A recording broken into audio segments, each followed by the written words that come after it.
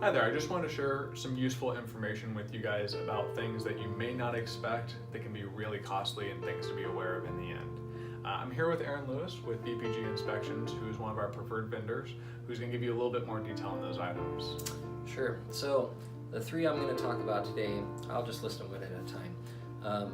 One is if you have low flow out of one of the fixtures in the home. Sometimes during the inspection, when I turn on a faucet, maybe I'll have great flow out of one sink but not another, or maybe great flow out of the cold water but not out of the hot water. Now that might not seem like a big deal. Maybe you're thinking, I can take showers with a little less water flow, that's not a big deal. However, what's the reason for that? Well, with a lot of the homes, especially pre-1975 in Sacramento, you have something called galvanized water supply piping. Galvanized supply pipes rust out from the inside, and that rust builds up kind of like a clogged artery and reduces the amount of water flow through there. So all galvanized supply piping eventually has to be replaced because of this. It's not bad to have galvanized supply piping, so don't think that, but just know that at some point, depending on its age, it all does need to be replaced. And typically people upgrade those with copper or PEX, which is a type of plastic supply piping. The point is that this can be pretty expensive depending on how much needs to be replaced and how old the system is. Sometimes you can get away with just replacing a small section, but just know that if there's a low water flow, it could be an indication, especially if it's an older home. The next one would be vegetation on the property, also related to plumbing. It might seem really great if your property has these beautiful big trees on it.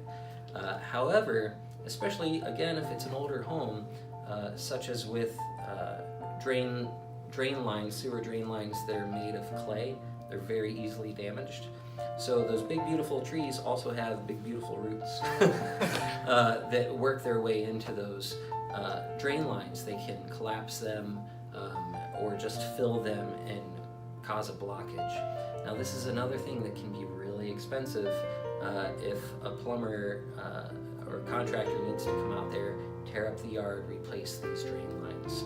So something definitely to consider if the home is older and you have large trees on the property, especially in the front yard, or depending on where the drain lines are, you definitely want to get a sewer inspection to where someone comes out and sends a camera down the line so you can determine what the condition is. The last thing would be grading around the home, the slope of the yard around the home.